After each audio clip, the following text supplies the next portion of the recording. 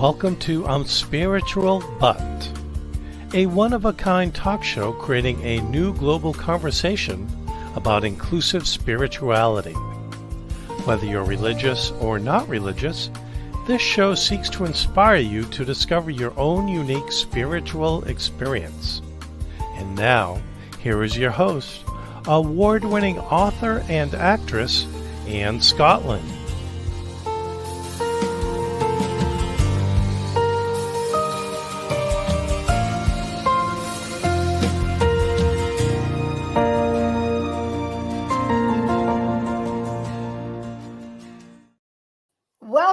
Welcome back to this show. I'm Spiritual But.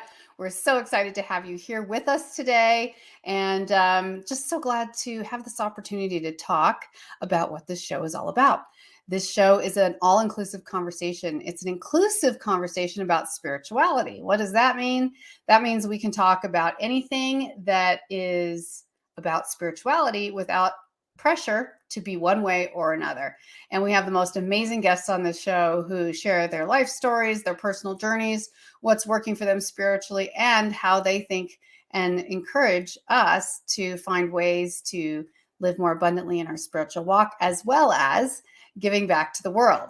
So my name is Anne Scottlin. As you know, your host. I founded the Global Impact League, where we help social entrepreneurs make an impact and make a profit, creating a sustainable mission for the world, whether that's the environment or humanitarianism, that is win-win for everybody and teaching others to do the same. So I love what I do, and I love this show because I think having a global conversation, a new conversation around spirituality that allows all views and allows all input is great, because whether you're religious or not religious, you can take something away today that might be tips and tools for really honing in your spiritual experience, keeping it grounded to whatever that is for you, your higher self, your inner voice, your subconscious, your gut, the divine, whatever that is for you. So we're welcome you here today. And please do like and subscribe on whatever platform you're listening on to today. And I am going to move that because it seems like I have a crown floating over my head, or maybe you like the crown. We'll leave that. All right. So today I have a very special guest, and I'm so excited to introduce you to her. I've been looking forward to talking to her for quite some time, and she comes highly recommended from our dear friend Roger Leslie, who you all know, who used to co-host with me as well. So today I am talking to Elizabeth Splaine. She is a retired opera singer. Wow, that's not one you get every day. She enjoys reading and writing. She's an amazing writer. World War II stories that focus on tenacity, hope, and the indomitable human spirit. So that's right up my alley. And prior to writing, Elizabeth had a degree in psychology from Duke. She has MHA from the University of North Carolina, Chapel Hill. And I love this woman already because I have a nonlinear career, and so does she in a certain way. She spent 11 years working in healthcare before switching careers to become a professional opera singer and voice teacher. So for all of you who want some encouragement about switching fields and finding your dream, this is going to be a great conversation for you, even if that's not what we talk about. She and I have both done that. When not writing, Elizabeth teaches classical voice in Rhode Island, where she lives with her husband's sons and, oh, good dogs. Please help me welcome Beth Splaine. Thank you for having me, Anne. That was a beautiful introduction. I couldn't do any better. That's amazing. Well, I'm so glad to have you here. And wow, what a varied and interesting life you have had. Tell me just a little bit about you, the person, and how this, circuitous career that ended in writing and fiction and all of that. Tell me a little bit about your journey. Well, I believe that we are guided by angels all the time. Some of them might be earth angels, but there are other forces out there that help guide our path. So I had always sung when I was a child and started studying voice when I was 12 and was very quickly steered into the operatic sound because that's what my voice was suited for. And then when I went to college, I studied, but I became less serious about it, got an undergraduate degree, got my master's degree, and worked in healthcare and didn't sing for 10 years. And that lack of creativity in my life was just not good for me. And so at the age of 31, I recorded a CD because I didn't know what else to be doing. And then I started studying voice at the New England Conservatory's extension program. Then we moved to Pennsylvania, and I started auditioning and getting parts and became an opera singer. It was not an easy path.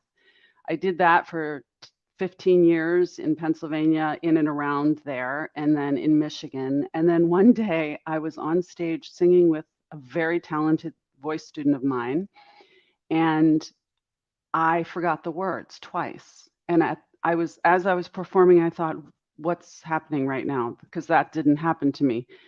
And I realized I didn't want to be on stage anymore. And then a character popped in my head who wouldn't leave. And I went downstairs and I started writing. And I retired from the stage a year or two after that. And I've been writing for the last 7 years, these characters that come into my head and don't leave. And so I write them to get them out of my head and on paper or in the computer. So that's my very circuitous route. I have a wonderful, loving husband, Kevin, who has supported this tumultuous journey and is always there. So I'm just grateful that I've been able to get this far. I do believe that first character who came into my head, I mean, it was so strong and it came fully formed. And I think that comes from somewhere else. I think that there are writing angels, and I have multiple examples of that throughout my life, not just with writing, but in general about angels that intervene in some way. But specifically to writing, that's what happened.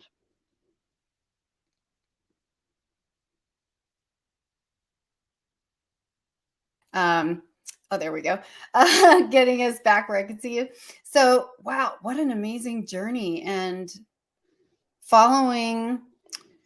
It's interesting, right? When we hear or receive or experience a message, Mm-hmm. don't necessarily know where it comes from, depending on where we are in our journey, that goes against everything that we think we've invested ourselves in. Yes. Yeah. You're Yep. like, wait, what? That makes Yeah. zero sense. Yeah. I can't I'm supposed to possibly do do what? that. Yeah. It's Yeah, crazy. yeah. Yeah. And I know we've talked a little bit already, but I experienced that similarly in my own life. Leaving an extremely conservative background and going to Hollywood for 10 years to work as an actress. Like that was what, like, I didn't even know the names of movies or actors' names like that. I was completely illiterate, really. I mean, so terrifying, really. Or later, a couple dramatic physical moves that I've made in my life that the timing was just a certain, and you're like, what in the world? And you know that it's the right thing. So let me ask you this, because I'll tell you what I've experienced in my life. Whatever we want to call this, our gut, higher power, angels. I love that you use angels. And I know that's one thing I said. I want to talk about angels today because we've never really talked about angels on this show. Whenever I get messages often, Mm-hmm. and sometimes I take action and sometimes I don't. Mm-hmm. So if you're going to call that your gut instinct, or for some people, I call it your inner genius, whatever that is, when I don't, I really do suffer. Yes. It can take a year to reorganize my life in a way that might have taken a couple weeks. It can take, it's a much harder journey and it doesn't make logical sense. So that's what I kind of want to also mention, because you're like, I'm a medical professional. Oh, wait, I'm an opera singer. Oh, wait, I'm an award-winning fiction writer. What? It doesn't make sense. And it's not the easiest to explain to family, to friends, to people who've known you in your other careers. Would you agree? Absolutely. And you're right. Sometimes you get an idea, however that's placed in your head, and you move forward with it. And people look at you askew like, oh, she's just doing yet another creative thing that's going to make no money. Yeah, right. I mean, it's not like we were like, let's go to business school and start a company and make $1 bajillion. These are all things that are giving back to the world. And you raised that point in the beginning of the show, and it's critical. So when I started writing, I really, obviously I didn't know what I was doing. I really hadn't written before. And but I very quickly, my very first character was a child psychologist who's blinded by one of his adolescent clients. And Whoa. he's so troubled by the fact that he missed the warning signs that he goes back to school to become a profiler Mm. and ends up being paired up with a homicide detective with whom he falls in love. So, Wow. but Julian's strength, his greatest strength, is that he is the most positive person in the world. He will always find a glass half full. And although I didn't know it at the time, I was starting my journey of writing about the light. I call it with a Mm-hmm. capital L. Mm-hmm. And kindness, grace, compassion, forgiveness, empathy, any love, anything you can think of. But also key to that is choice. Mm-hmm. We all make choices. We are presented with choices, even when we think we don't have any. Mm-hmm. When people say, well, I had no choice but to do that for my son because otherwise he would have floundered. Yeah, great example. And you do have a choice, but you Mm-hmm. chose the light. And Mm-hmm. so if we are presented in our daily lives with choices, Mm-hmm. when you look in the mirror at the end of the day, the Mm-hmm. question that I ask is, did you choose the light today? And Mm-hmm. inevitably there are times when I don't. Here's an Mm-hmm. example. Yesterday, something happened and I threw a mini tantrum about it. And about an hour later, I got a text that fixed the whole thing. And Wow. on the way in that hour, as I was driving to the music school to teach, this idea popped in my head. Just relax. You're on the right Mm. path. It's Mm. okay. It may not Mm-hmm. happen in the time frame you have set, but it's fine. The people Mm-hmm. who need to know will know. And I let it Mm-hmm. go. And then this gift came through via text an hour later. And I had to just chuckle because that was somebody like saying, chill out, girl. You got to, So, Seriously, no, I totally get you. And the letting go, and I'll talk mhm. about more about that in just a minute. The letting go is often where the power really comes from. So I'm going to give you a help with a quick tech check, Beth. So we're Yeah. losing something at the bottom of your screen is turning bright blue. So maybe you can either move towards your screen or raise your screen a little bit so we can kind of get rid of this. It's Thank kind of like you. the background isn't coming through. So I'm just going to keep talking. If we fix it, fine. If we don't, fine. Oh, that's much better. Thank Well, you. I'm going to fix it right now, I think. I knew she would. I knew she Oh, would rather know. So that's what I'm telling trying, trying to you. fix it. But it's so true. There's so many times where, you're fighting against, I feel like my life needs to happen in a certain order, in this Yep. certain way. I've Yep. outlined it. This is how people taught me. A plus B equals C. Okay, well, I have to jump through these hoops and be through this much social media and do this and do that and get this person and that person. And then maybe in 5 years I'll be successful. Or, Successful. Yeah.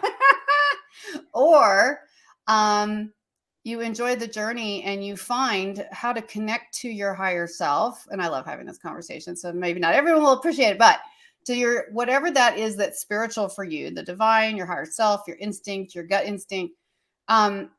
I talk in my teaching, and I'm going to share this. Normally I don't do this because I'm just here to interview you, but I No. teach around wellness and functionality. I teach the triple bypass in making decisions. And even to business people who, we're not trying to have a quote unquote spiritual conversation. I was like, okay, Right. triple bypass.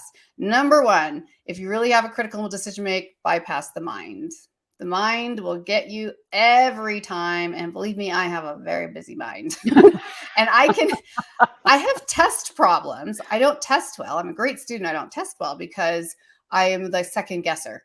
So Mhm. instinct will tell me the answer and my mind will instantly be like, no, that can't be right. Like, especially a multiple choice. That's the worst because I'll just choose the wrong one. I'll double, whatever. So you got to bypass the mind because it will give you so many excuses and so many reasons. And then you actually have to bypass the heart. Well, that's a little weird because you all know I'm very much about heart in the world. But sometimes your heart can interfere when you're making decisions because, yeah, but what about my family? What about my spouse? What about my kids? What about someone else deserves this more than me right now in my environment? What about, you kind of have to let that go.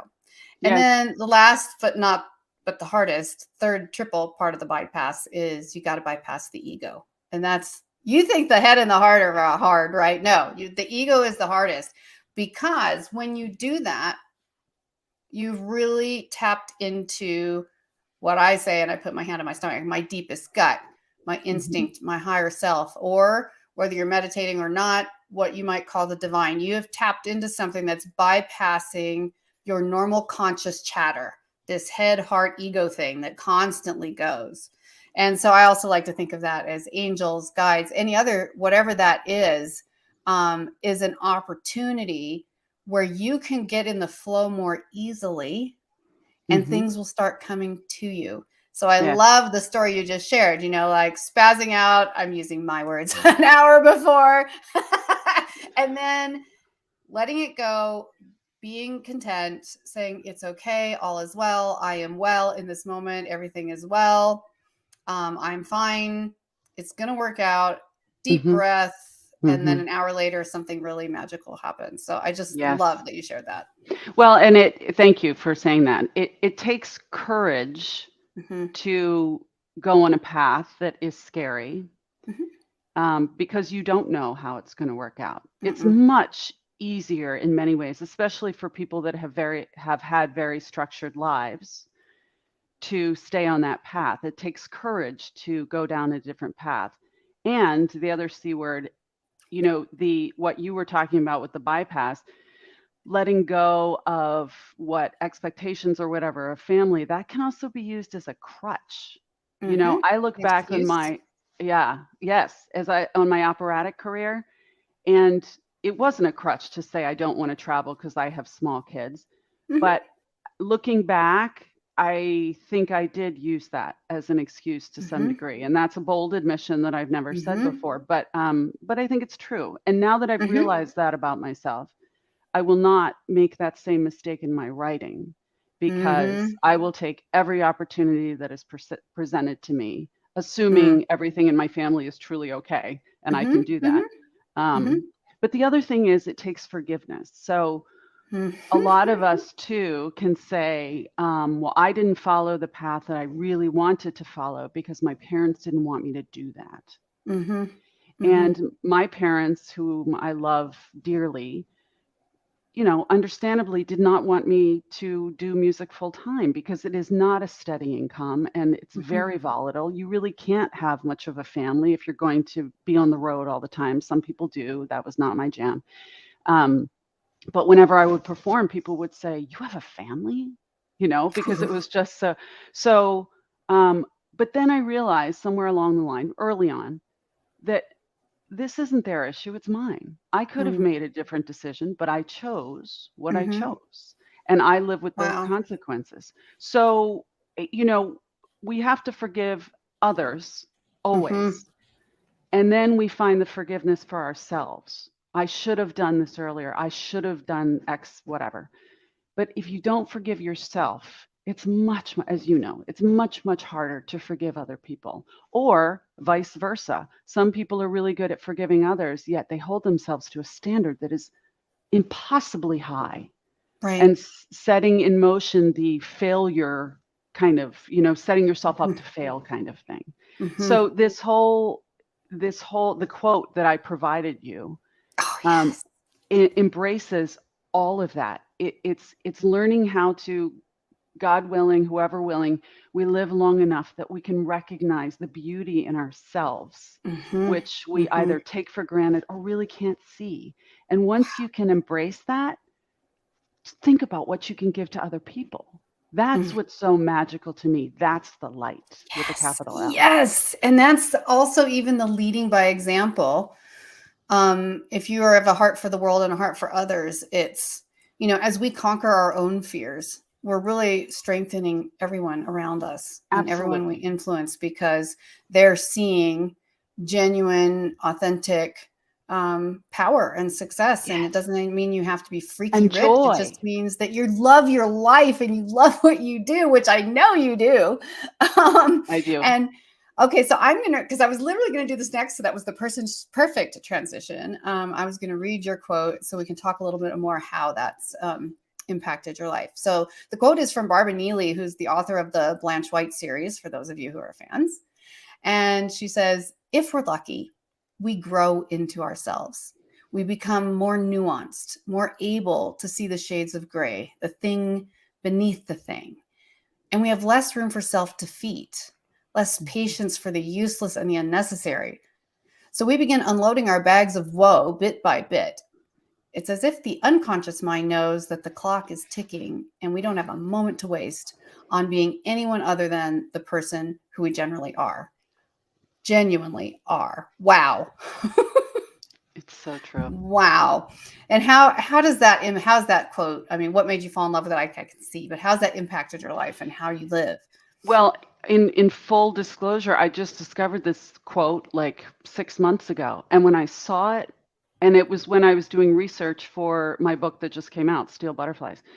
And when I came across it, I literally, I sucked in breath. It's as if it reached out and grabbed me and pulled me toward it. So I printed it out. It's on my wall in here. And that's what I was saying, that like, I am so grateful. Everyone says, oh, another trip around the sun. At 55, I feel more confident and more powerful. And I said to one of my voice students yesterday, I said to her, it took me this long to realize that I truly, truly can do almost, I have to put parameters on, but almost anything if I put my mind to it. I can do anything. I bore 3 children. I auditioned at the Metropolitan Opera. I mean, that alone, that's what I used to say. If I can do those 2 things, you can do anything. But if we live long enough, we allow ourselves to shed the dead skin of self-doubt and worry and the am I good enough and all of that. And we begin to fill that with joy for waking up every day and looking at a leaf that's budding on a tree and walking the dogs and saying, happy dogs, that's what we like, which is what I say every day when they're happy. It's finding the joy. And there are some people that are in a position where they can't find their joy. And that makes me really sad. Either they can't because there are just so many physical limitations or financial limitations. And I am very fortunate that I grew up in a family that did not suffer with those. I grew up in a wonderful family. And I have a wonderful family. But we can still send those people joy and love and light and try to bolster them wherever you can. Some of the best advice I ever got was from my mother-in-law, Jackie Splaine. She said, never refuse a gift from a child. And that also has stuck with me because the children are where the joy is. When my youngest son, Max, who's 19 now, he was about 3, and I was pushing him in the backyard on the swing, and he came to church with me. I didn't go to church a lot, but I sang in a choir, and so he would come with me. And I was pushing him, and he said, higher, mommy, higher. And I said, why do you want to go so high? And he said, blew my mind, I'm trying to see the face of God. Wow. And I literally was like, where did that come from? So, I think we're born knowing a lot more that we forget as other yucky stuff gets in the way. And I think refinding that joy allows us to release our burdens of woe that we've been dragging along with us for as long as we've been on this earth. And that's why I love that quote. Wow. I love that. Wow. And what a beautiful story. I almost got goosebumps when you were talking about your son on the swing. So beautiful. Yes. And I think bringing joy to others is always been a key part of my message. And I know my listeners know, I have my book called Live for Joy. And then I have my kids' book called The Chair of Joy. So joy is definitely set front and center. And we were talking, I just got off another live show this morning, Write or Die. And they were interviewing me about the book. And we were talking about how giving back to others is such a great source of joy. And in some of my lowest places in my life, I was able to kind of pull myself up on my bootstraps finally. When willpower alone wasn't enough, because I typically have a fair amount of willpower. I like to work. I like to be busy. I can be kind of driven. But when you're really crash and burn, when your whole entire world crumbles around you and your health and your mind and your relationships and everything, and you're stuck in that dismal, dreary gray space, then really finding ways to bring joy to others, whether that's getting involved in an organization or just doing something right around your home, or finding people who are less lucky than you. I mean, Yeah. I've traveled all over the world, and I've met people in every country, people that from rich to very, very poor. And some of the poorest people are still the ones who smile the most. And it's just so interesting to me. Like, I think while we all go through really difficult times, there's always something to find joy in, or the really dark times can be short if we start looking for the opportunities, listening for that higher voice, the guts, go past what seems obvious and go to tapping into something bigger, which I think is what you've really done in your life. Yes, and that's absolutely true. And my mantra in times of woe is, when in doubt, look up. And when I said that, I said it first to my very best friend who lives in Montana, and she lived in California at the time, and she was really having a hard time. And I said, "When's the last time you looked at the sky?" And she said, "What?" And I said, "When's the last time you looked up at a tree? When's the last time you realized there's so much more than you in this world? It's huge. There are, billions of people. Get outside of you, volunteer, go somewhere, do something, get outside of your head." And sometimes that's not enough. And I respect that, but it's a great place to start. It is. I mean, and if you're, and if it's a really challenging time, getting professional help is absolutely the first step. And I think, we both could agree very much on that, because I was also doing that. But you can get professional help and continue to only focus on yourself. It's actually kind of easy to do if you're not careful. So if you want a more successful plan, for most people, get the help, have the conversations you need to with a professional who knows how to help you, but then find, you can call them distractions at first if you like, but instead of just the television or, Instagram, find some people who could really need and use you. And what's something that you love? I mean, you've always loved music, even when you were in the medical field. I'm sure you've always loved to read. I can't imagine not, if you're an avid writer now. So we all have something that we love. If nothing else, you can share that, start a TikTok channel, whatever, share something that you can see when people are actually enjoying and getting a benefit out of. Yeah. And the other thing I want to throw out there is, I have this presentation that I do at libraries sometimes that's called Lessons from a Probably Should Be Committed Writer. And it talks about writing a book, publishing a book, and marketing a book, 3 separate things. And I talk about success. So this is a quick story. When I was starting out in the opera world, right before we moved to Pennsylvania, so I really was just starting out, and I was 31, and everybody else is 22 and 24. Wow. So I would go to auditions, and people would give me the up down, that, and then I would get the, well, who are you playing for today? Because they assumed I wasn't auditioning. So, but this young woman sang. It was an opera workshop, and she sang, and it was amazing. And when she was done, we all clapped, and she collapsed on the floor in tears. I mean, just inconsolable. And I was like, what's happening? All of us were kind of doing this. And she said, "I'm never going to make it. I'm never going to be successful." And I remember thinking, she's gorgeous. She has an amazing voice, and she's 22. I'm 31, have 2 kids, have no music degree. If she's not going to make it, what chance do I have? But I obviously powered through that. But it got me thinking, and I've carried this with me the whole time. What does success mean? Success is this slippery slope.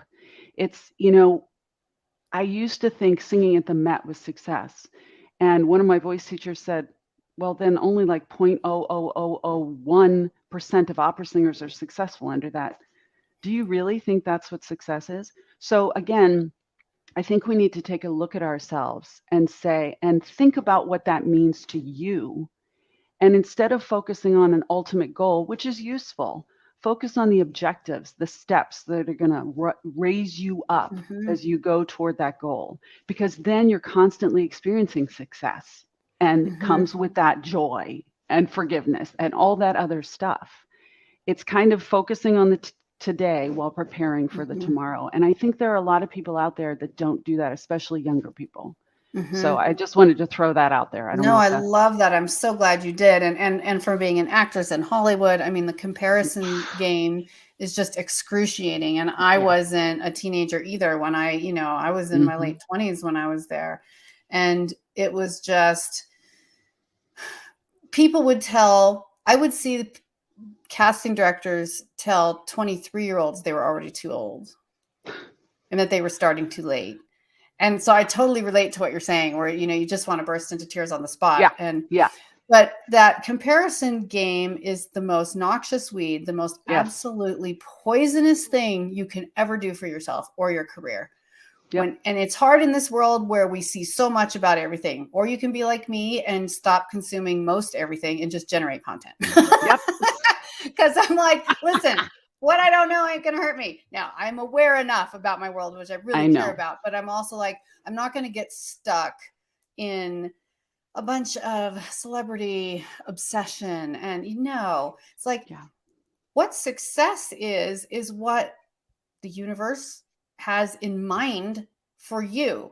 What success is, you're only successful when you are actually celebrating the moment you're in. That is success. Yeah. Because I we all agree. know very quote unquote successful and rich people who commit suicide, who Yep. appear in every possible way to be have it all and are addicted to terrible drugs and things that have destroyed their relationships, their health, because success is not a magic pill. You do never get there. There's always That's someone exactly right. more. Even if you're the richest person in the world, there's someone who's Yes. more talented. There's Yes. always something. So when you can celebrate, say you just sing locally, say someone is just taking voice lessons and enjoying singing and being in a group, that is success. That is That's success right. now. And if you can celebrate that attitude, getting out, Yes. doing the triple bypass, get out of your head, get out of your ego, that attitude can really carry you far. But it takes a little bit of, I think it's a relevant word on this show, even though defined differently by different people, it takes a little faith. Absolutely. It takes hearing people like Beth and I talking about that we have firsthand experience that it can work. And it takes your willingness to give it a chance, even if it's just in one area of your life. Okay, in this one area, I'm going to stop beating myself up. And believe me, this is coming from a firstborn, perfectionist, Capricorn, you name it, I got it. Okay. So if I can do it, because for me to release control on anything is just sheer terror. So if you can learn to celebrate where you are and that you are enough, that's where things open. That's what's amazing. That's exactly. Yes. It's genius. You can't explain it. It's a spiritual experience. It is. And actually, it's funny you said the phrase, you are enough, because in the book that just came out, Steel Butterflies, that's one of the challenges that the 15-year-old girl wrestles with throughout the thing. And her friendship with a 97-year-old woman allows her to finally see herself the way this old woman sees her. And she finally understands, I am enough. I'm enough. And, I think a lot of women struggle with this, men too. But when is it enough? What's enough? How am I enough? Am I not enough? You are enough as long as you are living your real life, and that you, like you said, Anne, you celebrate those joys every day. I try to impart that to my students too. There's always someone, you said it too, there's always someone who has a better voice. There's always someone who's a better dancer. What comes through is authenticity. If you are the real you, when you go into an audition, you may not fit the costume or whatever, which happened to me, found out years later, but you just do you. It's one of those overdone phrases, but it's so true, because your plan, whatever the plan is for you, if you do you for realsies, then you're going to be successful. Yes. The authentic you is, we think we often grow up with an attitude that we're so much less than, and not realize that we're one of a kind in the whole world. We're making an impact no matter what we're doing. So what kind of impact are you making?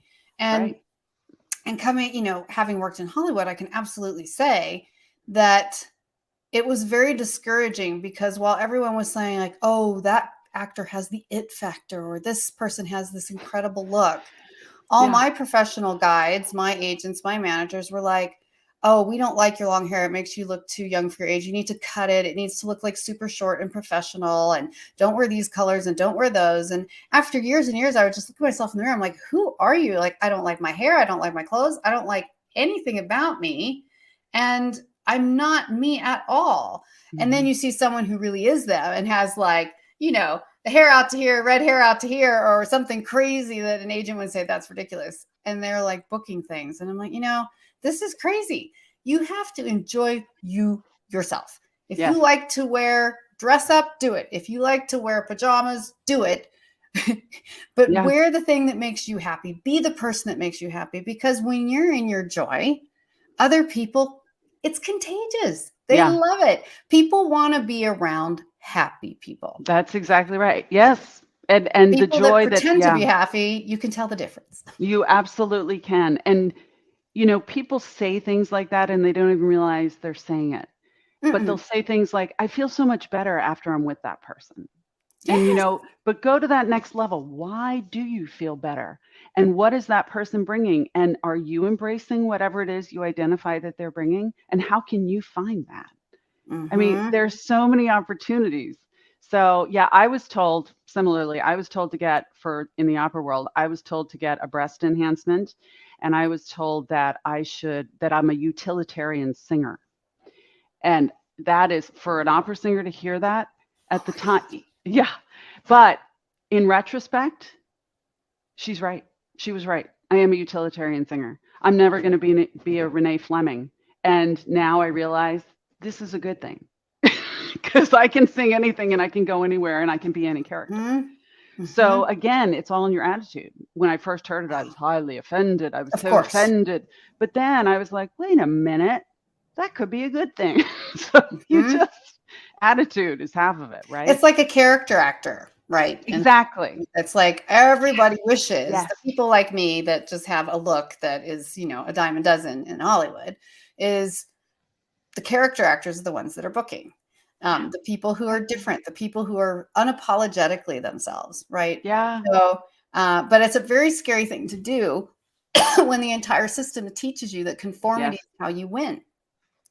So you can see how the system often misleads us. And I don't think there's individuals who are out there trying to mislead us. No. The system of beliefs about yourself really is incredibly misleading. You really have to follow your own true north, follow your own instinct, your inner genius, angels, divine. The messages you get, don't tune them out, because when you do, you make your life so much harder. But before, I want to talk just a little bit more specifically about angels, because I just love this topic.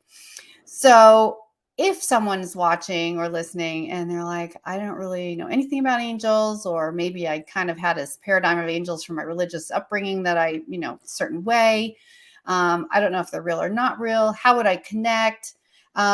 What kind of advice would you give to someone who just wants to experiment and find the connections with those voices? Well, you know, everybody is different. For me, ideas pop in my head. And I am convinced one of them literally saved my life when I was 15. And even as it was happening, I remember thinking, how do I know this? And then it happened again to me when I was assaulted in college, and I got out of it because something popped in my head. And I looked back and thought, where did that come from? So for me, that's how it works. In fact, one of my books, The Ending of Devil's Grace, the idea literally felt like it was inserted. It felt like a ticker tape was inserted right here in my head. And on the ticker tape, it said, stay the course. And I texted a woo-woo friend of mine, someone who is very, very spiritual, and she talks with people who have passed. And I texted her and I said, you know, I could use some guidance today. And she texted back within 15 seconds the exact words that were on the ticker tape that I had. And they're not common words. So, and I don't want to give anything away, but it was one of those moments where I thought, wow, like this is unbelievable. Sometimes in the form, for me, I'll just say it, of ghosts. I've seen several ghosts and they've usually been very kind. My woo-woo friend, Michelle, she talks about writing. Now, this Mm. doesn't work for me, but if you sit with a blank pad in front of you and Mhm. you ask a question out loud or in your head, Mhm.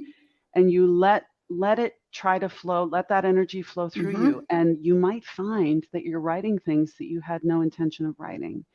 That Mhm. I've tried that and it doesn't work for me, or does it? I don't know. Like, I've written 5 books. Some of them Right. I can't Something's explain. happening. So, it doesn't mean we don't encounter problems or challenges or writer's block or whatever you want to call it.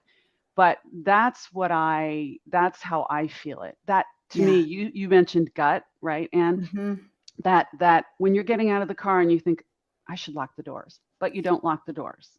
And then somehow you regret not locking the doors. To me, all of those little things that pop in your head, Mhm.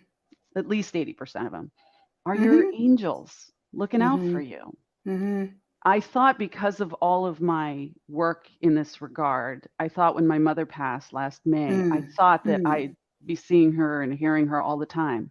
And I don't. Hmm. Yet, when I ask a question out loud, I usually get an answer in my head. So Mhm. I'm choosing to believe, and this is a choice, Mhm. people, Mhm. right? This is a choice. This is Optional, faith. completely Yep. optional. But I choose to believe that that is her answering me. I love it. So to me, that brings more faith and more joy and more Mhm. peace. That peace Mhm. sits deep in your soul. Yes. So Oh, that's I those love those that. are my thoughts. That is so, so beautiful. And I think being able to open our minds to new perspectives and possibilities is really helpful.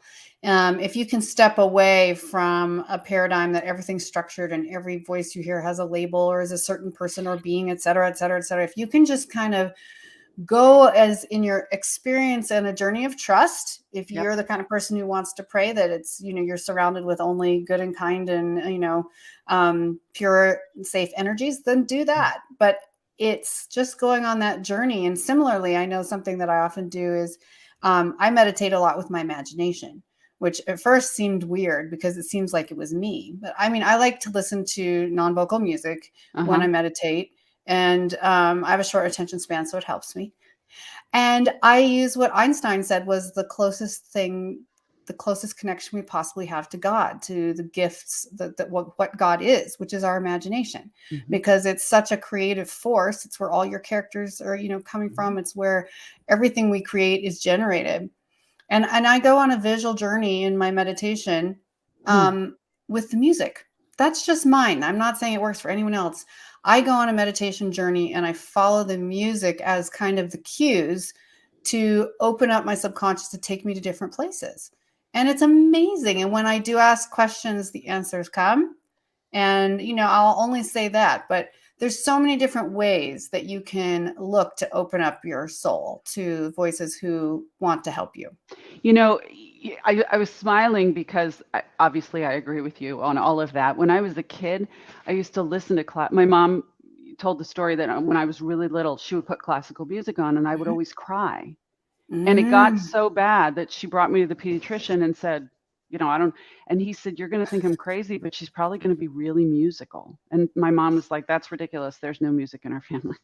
So here we are. But I Yes. remember every time I heard classical music as a kid, because my dad would play it, I created movie scenes in my head. And again, I didn't know what I was doing, but Mhm. that's what Mhm. I was doing, what you're talking about. Mhm. And these scenes came into my head. And so I was doing that too. That's why I was smiling. Only I had forgotten about that until right now. But I Wow, created that's these amazing. elaborate scenes in my head, and usually very poignant and Oh, yeah. sad, and but I also think it was a way to process sadness. I do. Yes. For me, music is a way to process. When I'm sad, you will find me sitting at the piano, kind of doodling and sometimes singing. And it's music to me is the connection. It's Yes. really, really obviously important, but it's important to my soul. Yes, So and that's yeah. really interesting because I used to sing in choir and everything when I was young, growing up, and in religious environments in college, and so I had that opportunity, and it was a huge part of my life. But as an adult, most people would call me not a music person, as in Hmm, I don't constantly listen to music. I listen right. to very little or no pop music. I actually forget to listen to music. Yeah. but it speaks to my soul. So when I bring that into my meditation space, and another version of that is actually, you know, close the door in your room and do a movement meditation, turn on the music and move with the music. If you really have trouble sitting still, that's a great way to get started. That's how I actually got started on this journey. And then when I go into my imagination, I really do, you know, it's like my eyes are the camera. I'm in it. Yeah. I am the primary character, but I'm watching and looking and seeing as I go, and things happen that are fun, right? Because it's imagination. Yeah. So even if you wanted to say that the imagination is a placebo effect to open up your subconscious, I don't care what you call it. Yeah. But sometimes I'm in a fountain and I can swim underwater in my imagination. It doesn't matter, because what happens is then you're bypassing this head, heart, ego thing. And you can start hearing those true messages of the divine, of your subconscious, whatever you want to call that, which is just priceless. And no one can give you those messages. Even if you go get a reading somewhere, you might get some help and some support, but it's not the same. It's not the same. Well, this time went so incredibly fast. And I mean, I just love it. So we'll have to talk again. I know we're going to, but thank you, Beth. This has been absolutely amazing. If you want to find out more about Beth and her books, you can check out the notes below. Or what's the best website, Beth? ElizabethSplaineAuthor.com. ElizabethSplaineAuthor.com. And I would love to hear from people. Yeah, I would love to hear from people. You can contact me through there. I'd love to chat with you. Yes. So do reach out. Anne. That's an open invitation. Thank you, Beth. I'm so excited. Pleasure. And we're going to talk so we can talk more. So don't be a stranger. And thank you, everyone, for joining us today. Join us again next week at 12 noon Eastern, 9 a.m. Pacific for our live show. I'm Spiritual, but thanks for being here, and we'll see you again next time. Bye.